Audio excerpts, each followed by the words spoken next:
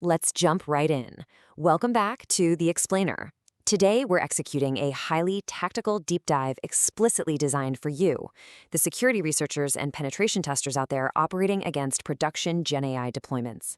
We are literally rolling up our sleeves to look at the exact nuts and bolts mechanics of GenAI vulnerabilities. Okay, so just as a quick reminder, this explainer is part 3 of our 10-part GenAI red teaming series. Today, we're focusing strictly on the mechanics outlined in Chapter 3 of the Red Team 80 adversary playbook. So, grab your notes because we're getting straight into the technical architecture of these exploits. Here's our briefing menu for today. We've got prompt injection core, attack surfaces, insecure plugins, weaponizing parameters, and finally, chain exfiltration. All right, kicking things off with Section 1, prompt injection core, also known as OWASP LLM-01. Now, what's fascinating here is that unlike your traditional injection attacks, think SQL injection or XSS, this exploit leverages the model's fundamental architectural blind spot. It literally cannot distinguish data from instructions. Because both the developer's system prompt and the attacker's payload are processed just as natural language tokens, adversarial content is seamlessly treated as if it were a totally legitimate directive. It's wild. Moving on to Section 2, mapping the attack surfaces, and understanding exactly where that payload actually enters the system. So there are 2 primary vectors for injection we need to worry about. First up is direct injection, basically hitting the front door. The attacker controls the user turn directly, maybe typing right into a chat UI or hitting an API endpoint. Then we have indirect injection. This is where you plant a trap. The attacker hides malicious instructions in a document, an email, maybe a web page. Just knowing the model's retrieval system will ingest it and trigger the payload later during processing. Sneaky, right?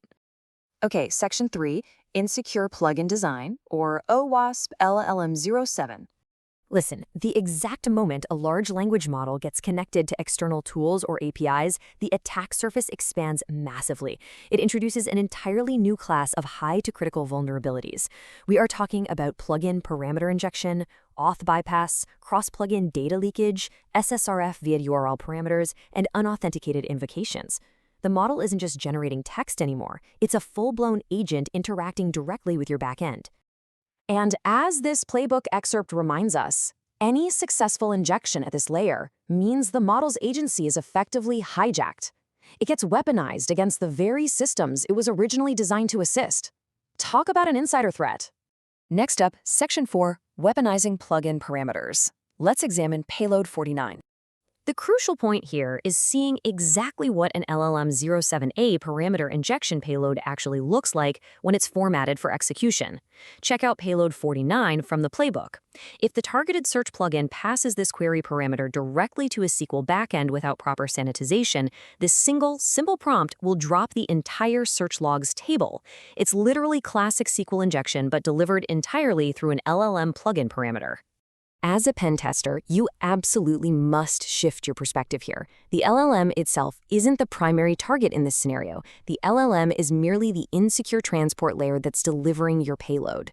The plugin and the backend database it speaks to, that's the actual vulnerable endpoint. You have to test whether the plugin validates or sanitizes the query parameter before execution. If it doesn't, boom, that's a critical finding. Which brings us to our final section, escalation path. Let's look at plugin chain exfiltration, specifically chain-05.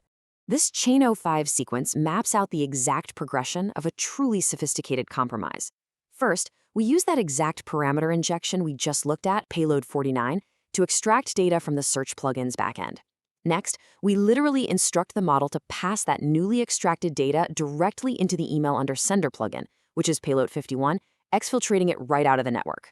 Finally, we use the web fetch plugin, payload 52, to ping an attacker-controlled endpoint just to confirm receipt. We're chaining 3 distinct tools together using the model's own logic against it.